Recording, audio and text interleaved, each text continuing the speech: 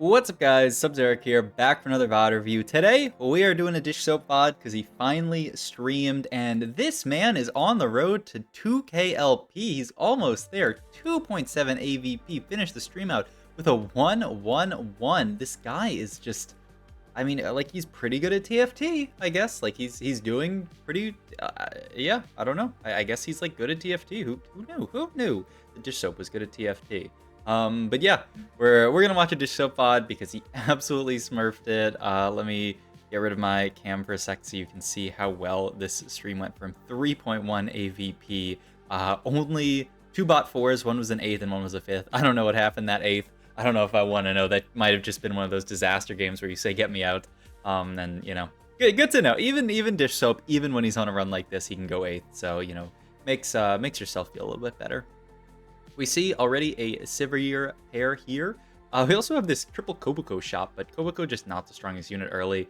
You'd love to pick him up here if we get an extra 2 gold from here, because yeah, I mean, a Kobuko 2 is a Kobuko 2. Can pair very well with the Ribbon. He also, this is nice, he's going to hold the 4th Kobuko, because what if we got a lucky pause game here? We have the tier open for redemption. How cool would it be for this to be a lucky pause game here, and we just start with 7 Kobukos because you get 3 from the augment. More likely, though, we'll be just playing around Storyweaver opener here. Pick him an Atrox. Yeah, we'll see. Yeah, help is on the way when you're on a strong streak like this. I don't love it that much. Something like Buried Treasure seems fine, though. You could just take Best Friends here, slam Adaptive Helm, and call it a day here. I think that's a pretty reasonable play here. We are going to get Storyweaver in here. He's going to go for the Shred option, and he's looking at the Adaptive Helm Slam. Yep, I love it. This Best Friends augment, kind of interesting with Storyweaver in that you get an extra unit in. So on level 5, you have 6 units in, so you can Best Friends all of them. But, you know, you can't get full advantage of, like, Sivir ult. You can't, like, put her in the middle of stuff. Stuff like Kale, you know, like taking green Kale actually makes more sense in this setup because you're never going to be able to breed for the full red Kale here. So it actually makes a decent amount of sense. And he's hovering over Best Friends. Maybe he's explaining that right now. Also in this spot, I think green Kale just makes a lot of sense. You are very, very far off of getting any kind of shred. I know if you look at the stats actually say that red Kale, when you play something like Kaisa, is way better. We'll see what Mr. Dishsoap ends up playing this game, because, I mean, this is a fantastic win streak opener. It's got the Sivir 2, has the Kobuko 2, has an item slammed. Because of the changes to just how TFT works, I guess, the loot distribution, I guess, is the way to talk about it. Everybody else should just have, yeah, like barely any items to start. Because we got a 2-item opener. I think everyone else got a 2-item opener. It's, like, really confusing. But, like, I just saw somebody there. Ooh, the early level 5 here, the Bebe level. Yeah, this person, 2-item opener, they just got 1 extra one from their augment. So, yeah, makes a lot of sense. Oh, this person playing Gnar, very, very brave. I think Gnar, great if you can get there, but this comp, with the amount of people playing Dryad Faded, is just so horrifying. I'm not hyped to play Gnar on the current patch of TFT. I tried playing a Gnar game where I had a fantastic spot start of the game with Gnar 2, and there were like 3 people playing Dryad Faded, and I was like, well, there's like 7 Gnars out of the pool, and I'm trying to roll for Gnar 3 here. You'd love a glove, bow, or sword here. None exists, so I guess we have to take a belt? Chain? Dishsoap actually couldn't figure it out, so he ends up just getting the belt by default here. I think that was random because I believe it defaults you to whatever the high cost unit is, and weren't there 2 3 costs there? But I mean, either case, we get to pick the 3 cost. The belt is solid. I guess as far as direction, like from this opener, I'd love to just play a Kaisa game. We're gonna have a lot of econ, Best Friends, solid augment. Adaptive Helm can go onto a Sylas later, but we don't necessarily have to play anything in particular from this spot. This spot could be anything. It's most natural to play into Kaisa just because, you know, you have the opener, you've got solid units. But yeah, you don't necessarily have to. Gets Fortune in basically for free here, which is pretty hilarious. The Kobuko fits in, the Zoe fits in, and the Teemo fits in onto this board. So we're just going to be playing random Fortune here on the win streak. We'll see if we end up actually getting any value out of that, or if it ends up just being cosmetic here. But the upside is, you know, if we lose our streak, if we fight someone really, really strong, and hey, this guy we're fighting is pretty strong. Can Teemo finish out the fight? He can. Very, very nice. We get to keep the 5 streak. But yeah, if we end up losing our streak at any point, we can go for, we can get Fortune out. And hey, we just cashed out a 1 win there, got 2 gold for that. I'm pretty sure that is That is not normal. But hey, I mean, 2 gold is certainly 2 gold there. So you'll definitely take that. Cloak here, if you want to make something like an even shroud, you could go for it.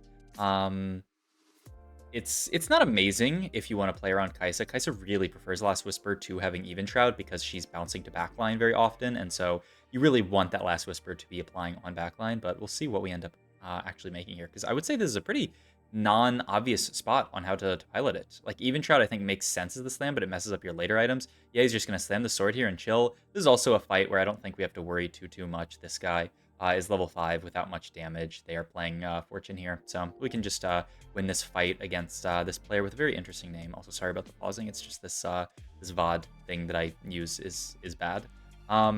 Never gonna be Fortune Crest here. I know it's funny, but there's no shot. Something like Raining Gold actually looks really cool here. You can just use Raining Gold to push the levels extremely aggressively from this spot. You have Fortune in as well, so if you lose, it's not the end of the world. And yeah, he's just gonna take the Raining Gold here, take the 1 cash out here, which was another 2-cost unit. So very. I don't know what the average is for this cash out, because I usually don't play Winstreak Fortune, but I mean, honestly, 2 gold around is fantastic as far as an econ trait goes.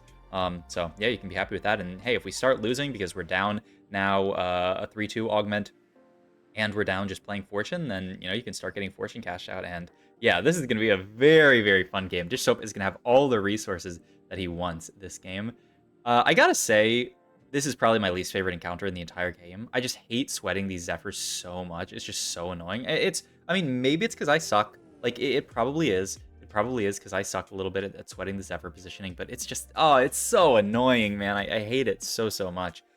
So we will have to, unfortunately, sweat these Zephyr. He just throws one onto frontline. He just throws both on frontline. I kind of love this here. Allows you to position them more flexibly. Is going to potentially allow her kill to snipe backline. Holy! I mean, it allowed for something really cool for Dishsoap here, which is you Zephyr both frontliners, kill aggro's on a backline, cast once, and just wipes everybody. So that was actually a really cool usage of Zephyr. Okay, now, you know what? I'm not a lover of it yet, but I like it. I like it just a little bit more after watching how that fight went. Still have the sword and the cloak open, right? Oh, and the belt as well. So we're gonna go for bow here. Once again, could be a lot of stuff. GS is not the preferred slam of anyone, really. I think in Dishsoap's position here, level 7, 60 gold, you have to say we're basically going fast 9 this game, especially with Fortune. So Dishsoap can already start thinking about what his level 9 board is going to look like. I think a lot of people really prefer AP-type level 9 boards where you play around stuff like Hui and Azir right now. Whereas stuff like Irelia, I mean, she's fine, but I would say she's not the preferred level 9 carry.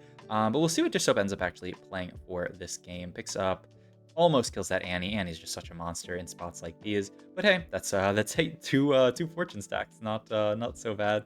Holds on to this Kayn here. Maybe a potential little like slow pivot on 8 could get us into to playing around Kayn. I mean, we'll see. We'll certainly see what our spot ends up being. Double Zephyr on the front line still looks pretty good, though what does not look pretty good is this Gnar just walking straight into our backline, killing everything.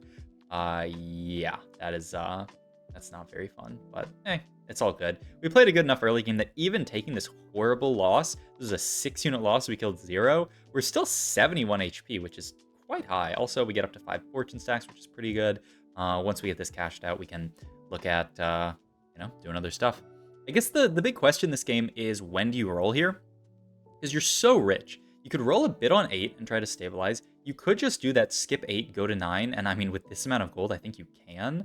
I think this is really good from Dishsoap though. Okay, he's gonna roll a bit. It's really hard to do the skip 8, go 9 in this current meta, and okay, this is a really good it's really interesting to see him do this, and I think it makes a lot of sense because just the way that 5 costs work in TFT right now, it's actually not very easy to just build a board that's a bunch of 1-star 5 costs and win. It's actually very easy to do that and just lose. So Dishsoap decides to stabilize his board a bit. He gets 5 Fortune in here, which is going to juice up his HP a little bit, and he gets the Irelia, which he can play around as a carry. He also gets the Kai'Sa, which he can potentially play around as a carry. We get a Prismatic Augment here. He can cut everything. Yeah, he's trying to tailor and cut just for stuff that he cares about. Okay, and he just gets 2 Trick Shot in Genius mode. Ooh, Tiny But Deadly is fantastic here. I guess if we hadn't been able to get Tiny But Deadly, we would have been stuck with Bulk there. You don't really want item augments here just because you're you're pretty good item-wise in this spot. You really want some kind of combat augment, so Tiny but Deadly actually feels fantastic.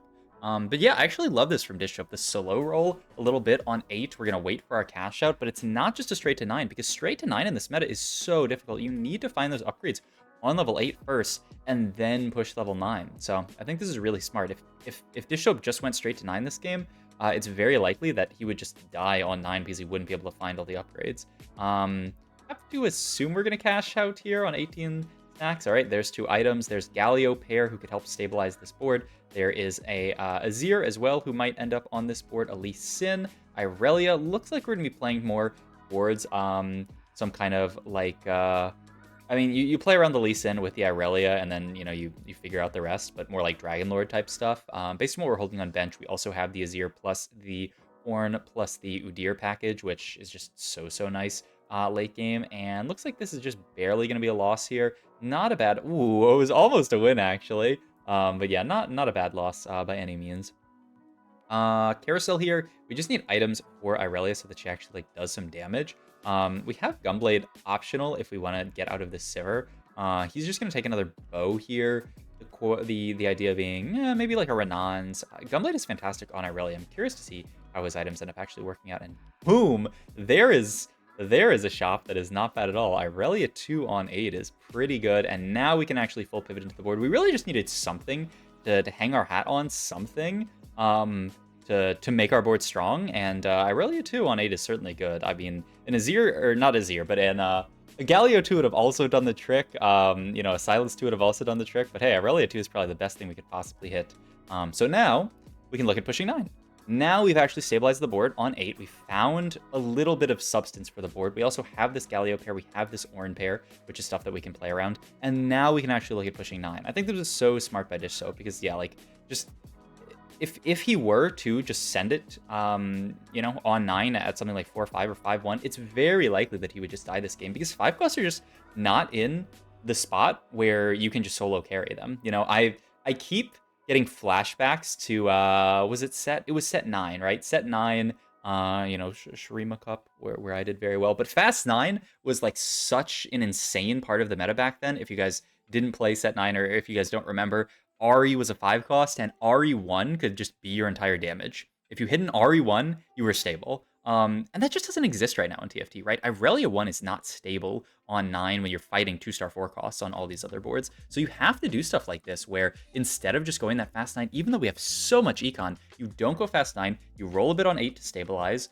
He found the Irelia 2, but, you know, the more average roll in this spot would be to find something like a Galio 2.